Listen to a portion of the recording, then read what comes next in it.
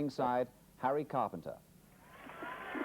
And so, on a warm and sticky night, and 24 hours after it was scheduled, this fight takes place in this Spanish bull ring, under the stars, and Honeyghan comes to work to defend his world title for the third time against Gene Mad Dog Hatcher of the United States, a man who only knows how to come forward. And Hatcher does indeed come forward, and they clash head-on, as we thought they would.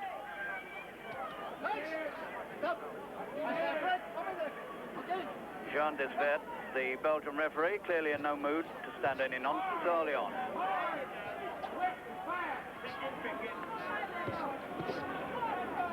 Well, everybody knows that Hatcher is the sort of fighter who comes to fight, but he's over.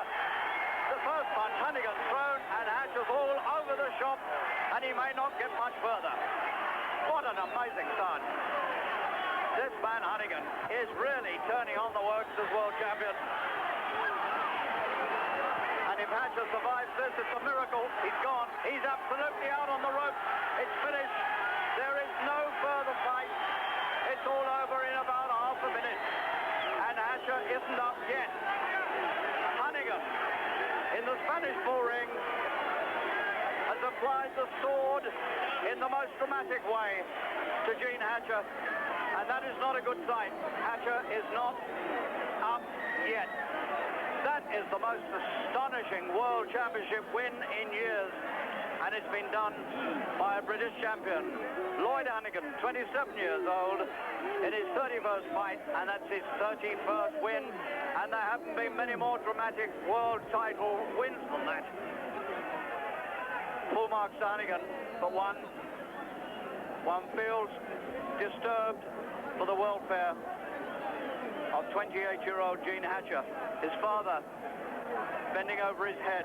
His father is his trainer. Mad scenes around Honeyghan. One would wish for a little more concern for the welfare of Hatcher. And he's still out.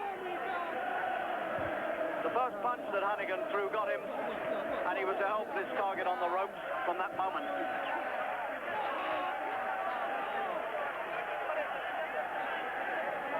Well, these are the most astounding scenes. Honeyghan's third defense of that title. He stopped Johnny Bumpus in 2 rounds at Wembley in February. He appointed the tall Morris blocker at the Albert Hall in April. And now, an even more dramatic win than he achieved when he won the title over Don Curry last year. Hatcher, thank goodness, is conscious, but only just. Here we go again. This was the lightning strike of all times. Hatcher got the first blow in, came forward looking for him, got another one in. And that really was about all that Hatcher achieved in this fight, because the moment Honeyghan struck, it was over. Honeyghan, who came into the ring in a shimmering matador's cape, and he's done the matador's job here. Hatcher furiously intent on coming forward and making a fight of it. There was the first left. It was the left hook and then the swinging right hand. As Hatcher reeled away from the left hook, the big right got him. And it was a miracle, really, that he beat the count at that point. And meanwhile, Hatcher still being attended to by his father, by his manager, Dave Gorman, and by a doctor.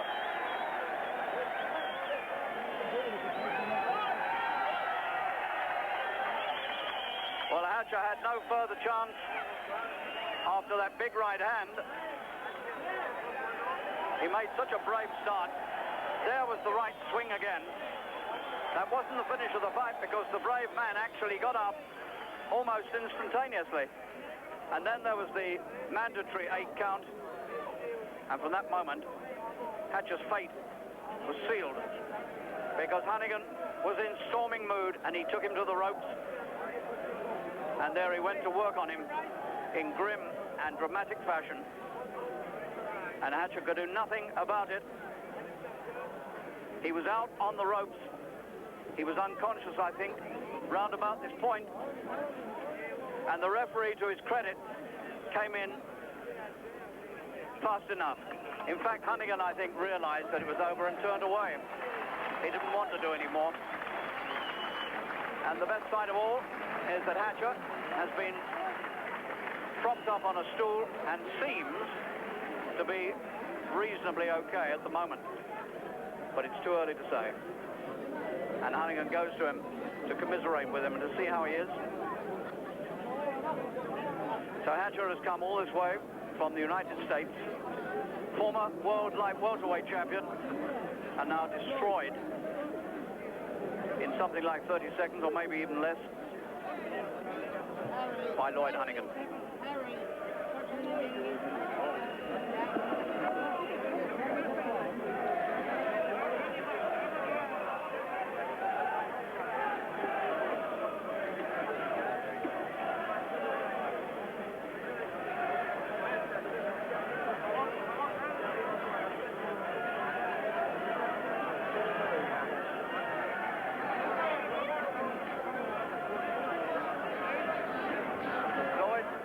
Congratulations on that. That's the most sensational win I think I've ever seen. Thank you, Harry. To make a change, I'm knocking them out a bit early in the first one, and Bruno doesn't it? Just give me your account of that fight. It didn't last too long, so it won't take you too long. No, well, I told my trainer, Bobby, that I was going to knock him out in one round. I'm not here to joke around, and I want to really put on a good show for all the fans that turn over and come over here to see me fight. So I want to put on a good show. And Gene Hadja been saying...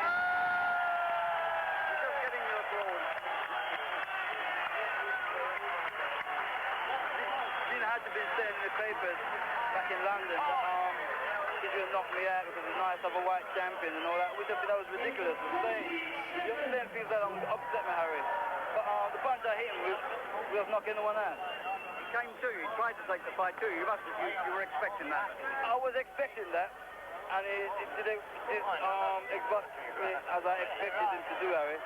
So I just throw the right hand that we've been practicing in the gym. I was just practicing on the pad with my trainer, Bobby, before I come out, and this was the first thing that I threw. That was it. We were all a bit concerned for him. He looked a bit bad. What was your impression? Well, you know, I was so excited, but after I calmed down for a few seconds, I came over and told him sorry about it, you know. I was sorry. But it was boxing, but I just told him I was sorry that he got hurt like that, you know. Do you think that's the best performance you've ever achieved? Yeah, it's one of the best. I don't think it's the best one. I think I've done better. You've done better? It's one of the best knockouts, so. Right. But you must feel a bit sorry for Hatcher. I mean, he tried to take the fight to you and it didn't work. He came to fight, Harry. He came straight at me to fight. And I caught him with that right hand. And that was punch that knocked anyone out. And the fight was all over. After that, I just went over and said to him that I'm very sorry that he got hurt like that. I feel sorry. I just said sorry, you know. You've been cooped up in your room for the last 24 hours waiting for this to take place.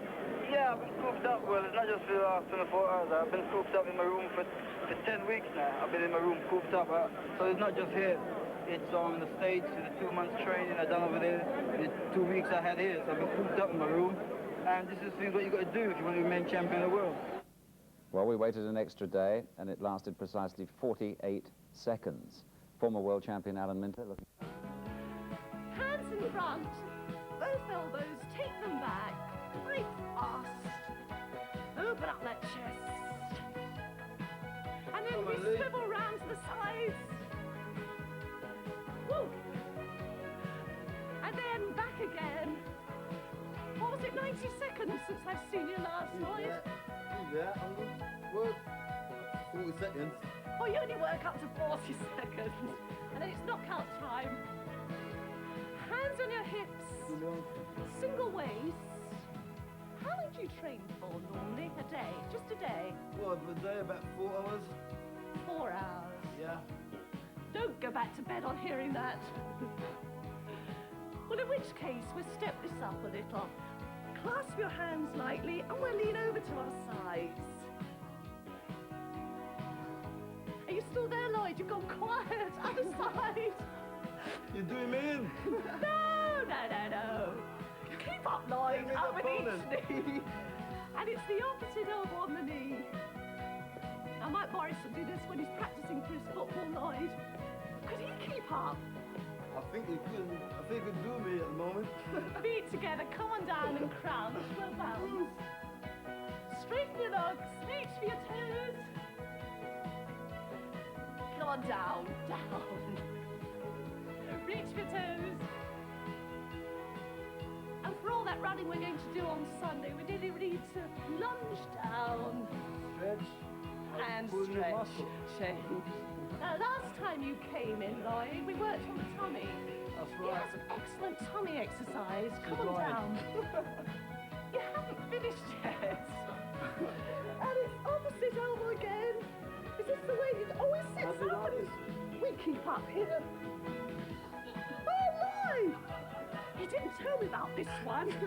Exhale as you do this. Okay, Lloyd. Can Let's you go. do this one? Come on. Hup, hup. Woo! Oh, well done. Well, we're just